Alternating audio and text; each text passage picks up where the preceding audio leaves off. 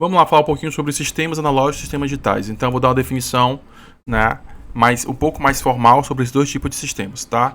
Então, o sistema digital ele pode ser tratado como uma combinação de dispositivos projetados para manipular informação lógica ou quantidades físicas discretas. Ou seja, eu vou ter um conjunto de componentes, tá, que eles vão conseguir tratar grandezas digitais, diferentemente de um sistema analógico, tá? Que aí eu vou ter um conjunto de dispositivos que vão manipular quantidades físicas que são representadas de forma contínua.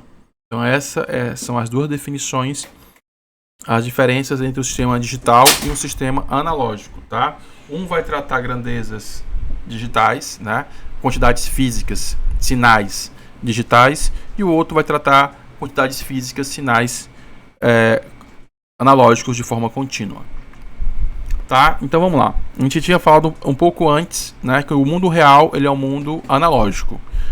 Contudo, nós utilizamos de forma intensa circuitos digitais no nosso dia a dia, seja os nossos computadores, nossos tocadores de música, tocadores de vídeo, né, celulares, tudo isso é digital.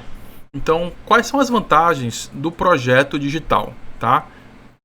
Da solução digital? Primeira coisa é que projetar sistemas digitais é muito mais fácil do que projetar sistemas analógicos, tá?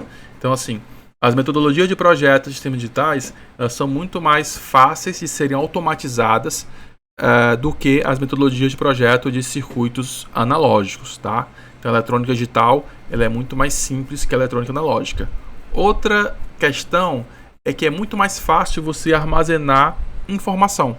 Então, armazenar informação em sistemas digitais é algo simples. Nós temos vários tipos de mídias óticas, mídias magnéticas, né? mídias baseadas em dispositivos de estado sólido, né? Que nós utilizamos. Então, você pode pensar em DVD, Blu-ray, você tem discos flashes, né? Que é estado sólido, você tem discos SSD, você tem os HDs, que são discos magnéticos, você tem fitas magnéticas. Então, assim, existe uma variedade muito grande de mídias que podem armazenar informações digitais e é muito simples você fazer esse armazenamento, tá? Uma outra vantagem muito grande é que sistemas digitais, uma vez que você projeta, uma vez que você escreve um software, esse software ele não envelhece, no sentido que aquele cálculo, né, que ele vai realizar, o tratamento de sinais que ele vai realizar, ele não vai ser alterado com o tempo, tá? Isso não acontece em sistemas analógicos, tá? Então, no sistema analógico, o que acontece? Como o sistema analógico, os componentes eles sofrem com envelhecimento, né, os capacitores, indutores e outros componentes de um sistema analógico, talvez você possa até pensar um sistema analógico eletromecânico, tal, eles vão desgastando com o tempo. Então é muito difícil você manter a precisão, você tem que dar manutenção, tem que ficar ajustando esse tipo de sistema. Uma outra vantagem que não está aqui no slide do sistema digital é o peso, tá? Então o sistema digital normalmente ele vai ser, o volume dele é menor, ele pesa bem menos que um sistema analógico, né? Eu sei que vocês são todos millennials, mas talvez alguém tenha visto alguma televisão analógica ou então algum sistema de som analógico por aí em algum museu que vocês visitaram, né? Então você sabe o tamanho e o peso que era uma TV analógica, que era, né, um sistema de som analógico, diferentemente da solução digital. Quais são as desvantagens da solução digital, tá? Algumas delas. Primeiro, o mundo é analógico, tá? Então, os sinais do mundo são analógicos. Então, quando você vai criar um sistema digital para fazer um controle de algum processo industrial ou colocar esse sistema digital em um automóvel, em um avião, né, em um submarino, em um satélite, esse sistema vai ter que interfacear, vai ter que lidar com esse mundo analógico, e aí você vai ter que ter alguma forma de converter os sinais analógicos em digitais e depois converter a resposta digital para analógica, tá? E esse processo de conversão analógico-digital e digital-analógico é um processo que demanda tempo. Demora um certo tempo para você poder fazer isso, tá? E isso é uma desvantagem em relação ao sistema digital. Então aí quem viveu aí a época que teve, né, a transferência da TV analógica para a TV digital, a gente conviveu um período que você tinha televisores analógicos e digitais funcionando simultaneamente. Vocês devem ter percebido que as TVs digitais elas demoravam um pouco mais para poder processar o sinal. Então, se estava assistindo um jogo de futebol e acontecesse um gol, o vizinho que tinha o sinal analógico, normalmente ele sabia antes, porque os sinais analógicos são mais simples de serem processados, tá? Mas mesmo com essa desvantagem, o digital tem muito mais vantagens e é por isso que ele é utilizado tão amplamente. Tá? Vamos dar um exemplo aqui de sinal analógico. Então eu tenho aí um sistema de som, no qual a entrada desse sistema são as ondas sonoras originais, a pessoa está falando.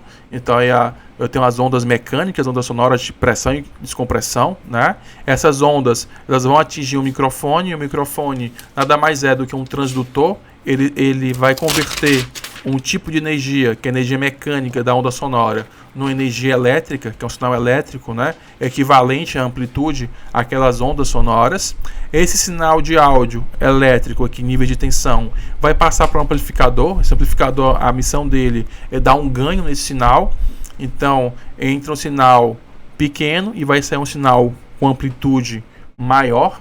E essa amplitude, né, esse sinal com amplitude maior, amplificado, ele vai para um alto-falante, e o alto-falante também é um transdutor, só que ele transforma energia elétrica em energia sonora. Isso é um sistema completamente analógico, não tem nada digital nesse sistema. Vamos dar agora um exemplo de um sistema que é híbrido, ele é analógico e digital. Então a entrada agora do meu sistema de som não é mais uma onda sonora.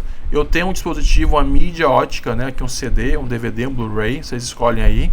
E nesse CD eu vou ter informações digitais que é equivalente lá ao som que vai ser tocado, né? E aí eu tenho aí meus bits, zeros e uns, né, que é a representação digital. E essa representação digital, ela está codificada a música nesse formato. E aí eu vou passar por uma caixinha que é um conversor digital analógico. Esse conversor digital analógico ele vai converter os sinais digitais em sinais de tensão elétrica, com amplitude equivalente àquela amplitude que foi codificada no sinal digital.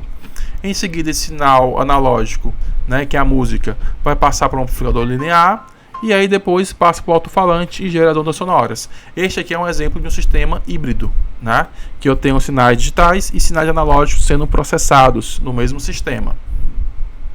Então aqui vamos ver alguns exercícios para a gente consolidar essa questão das diferenças entre as grandezas analógicas e grandezas digitais.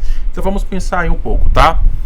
Vamos definir quais dessas grandezas são analógicas e quais são digitais. Por exemplo, o número de átomos em uma amostra de silício é uma grandeza digital ou analógica? Digital. Quando a gente pensa a altitude de um avião, isso é analógico ou digital? Analógico. Quando a gente pensa a pressão em um pneu de bicicleta, isso é analógico ou digital? Analógico. Quando você pensa a corrente em um alto-falante? Analógico.